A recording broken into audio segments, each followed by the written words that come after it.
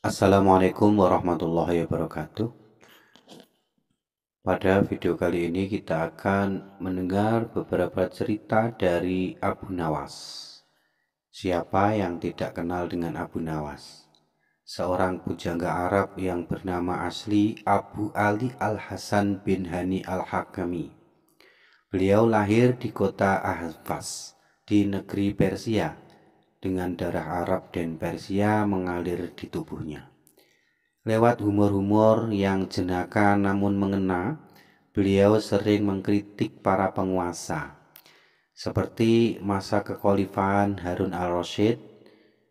Kritik yang mengena namun dibuat jenaka itulah yang membuat sang khalifah tidak bisa marah namun bisa memahami apa yang disampaikan. Nah, berikut ada beberapa kumpulan cerita Abu Nawas yang penuh makna dan populer sepanjang masa. Cerita yang pertama, Tebakan Jitu, Teka-teki Alam. Beberapa hari ini Baginda Raja Harun al-Rasyid kelihatan gundah gulana karena memikirkan dua teka-teki alam yang belum terjawab. Semua menterinya tidak ada yang sanggup menemukan jawaban dari dua teka-teki alam tersebut. Bahkan para penasihat kerajaan pun merasa tidak mampu memberi penjelasan yang memuaskan Baginda. Padahal Baginda sendiri ingin mengetahui jawaban yang sebenarnya. Para penasihat Baginda menyarankan agar Abu Nawas saja yang memecahkan dua teka-teki yang membingungkan itu. Tidak begitu lama, Abu Nawas dihadapkan. Baginda mengatakan bahwa akhir-akhir ini ia sulit tidur karena diganggu oleh keingintahuan menyingkap dua rahasia alam. Tuanku yang mulia, sebenarnya rahasia alam yang manakah yang Paduka maksudkan? Tanya Abu Nawas ingin tahu. Aku memanggilmu untuk menemukan jawaban dari dua teka-teki yang selama ini menggoda pikiranku, kata Baginda. Bolehkah hamba mengetahui kedua teka-teki itu, wahai Paduka junjungan hamba? Tanya Abu Nawas mulai was-was hatinya. Yang pertama, di manakah sebenarnya batas jagat raya ciptaan Tuhan kita? Tanya Baginda. Di dalam pikiran, wahai Paduka yang mulia, jawab Abu Nawas tanpa sedikit pun perasaan ragu. Tuanku yang mulia, ketidakterbatasan itu ada karena adanya keterbatasan. Dan keterbatasan itu ditanamkan oleh Tuhan di dalam otak manusia.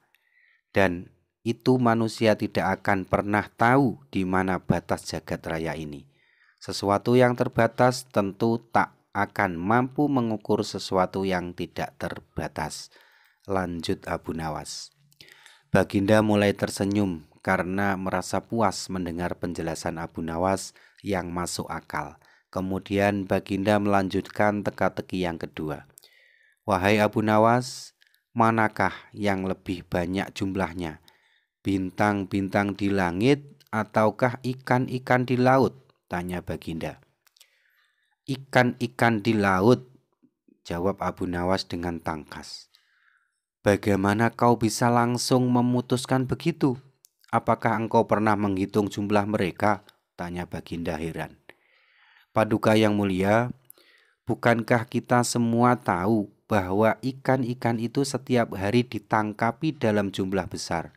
Namun begitu jumlah mereka tetap banyak seolah-olah tidak pernah berkurang karena saking banyaknya. Sementara bintang-bintang itu tidak pernah rontok, jumlah mereka juga banyak. Jawab Abu Nawas meyakinkan. Seketika itu rasa penasaran yang selama ini menghayuti Baginda sirna tak terbekas. Yang akhirnya Baginda memberi hadiah yang banyak kepada Abu Nawas sebagai ucapan terima kasih. Mengambil mahkota dari surga.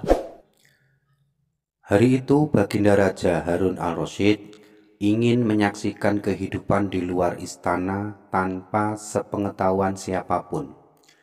Agar lebih leluasa bergerak, beliau menyamar menjadi rakyat biasa.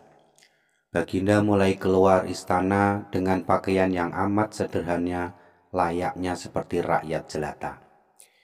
Di sebuah perkampungan, beliau melihat beberapa orang berkumpul. Setelah Baginda mendekat, ternyata seorang ulama sedang menyampaikan kuliah tentang alam barzah. Tiba-tiba ada seorang yang datang dan bergabung di situ. Ia bertanya kepada ulama itu, "Kami menyaksikan orang kafir pada suatu waktu dan mengintip kuburannya. Tetapi kami tiada mendengar mereka berteriak dan tidak pula melihat penyiksaan-penyiksaan yang katanya sedang dialaminya. Lantas bagaimana cara membenarkan sesuatu yang tidak sesuai dengan yang dilihat mata?" tanya orang itu. Ulama itu berpikir sejenak, kemudian ia berkata, "Untuk mengetahui hal yang demikian itu harus dengan panca indera yang lain. Ingatkah kamu dengan orang yang sedang tidur? Dia kadangkala bermimpi dalam tidurnya digigit ular, diganggu, dan sebagainya. Ia juga merasa sakit dan takut ketika itu, bahkan memekik dan keringat bercucuran pada keningnya. Ia merasa hal semacam itu seperti ketika tidak tidur, sedangkan engkau yang duduk di dekatnya menyaksikan keadaannya seolah-olah tidak ada apa-apa. Padahal apa yang dilihat serta dialaminya adalah dikelilingi ular-ular. Maka jika masalah mimpi yang remeh saja sudah tidak mampu mata lahir melihatnya, mungkinkah engkau bisa melihat apa yang terjadi di alam barzah?" Jelas sang ulama. Baginda Raja terkesan dengan penjelasan ulama itu. Baginda masih ikut mendengarkan kuliah itu. Kini ulama itu melanjutkan kuliahnya tentang alam akhirat. Dikatakan bahwa di surga tersedia hal-hal yang amat disukai nafsu, termasuk benda-benda.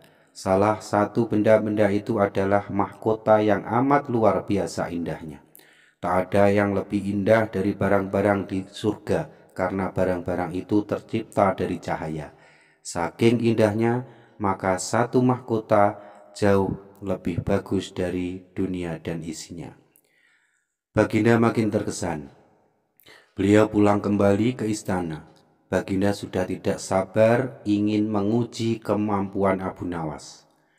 Baginda memerintahkan menterinya untuk memanggil Abu Nawas ke hadapannya.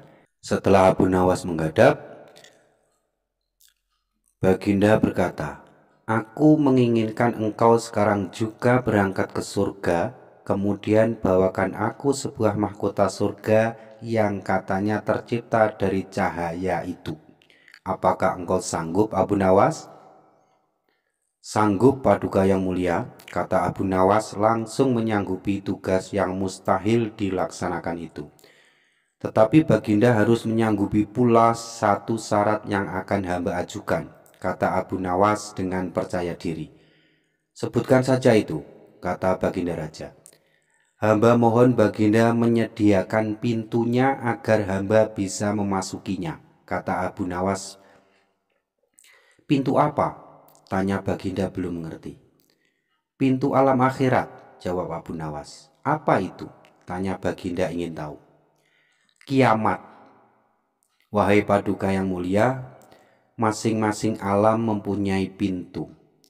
Pintu alam dunia adalah liang peranakan ibu. Pintu alam barzah adalah kematian, dan pintu alam akhirat adalah kiamat," jelas Abu Nawas kepada Baginda. "Surga berada di alam akhirat. Bila Baginda masih tetap menghendaki hamba mengambilkan sebuah mahkota di surga, maka dunia harus kiamat terlebih dahulu," lanjut Abu Nawas. Mendengar penjelasan Abu Nawas, Baginda Raja terdiam. Di sela-sela kebingungan Baginda Raja, Abu Nawas bertanya lagi kepada Baginda Raja.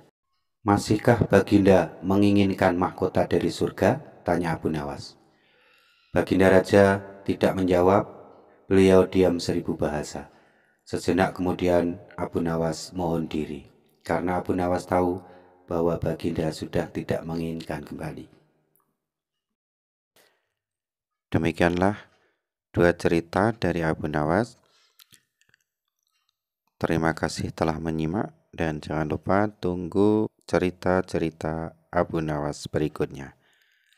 Assalamualaikum warahmatullahi wabarakatuh.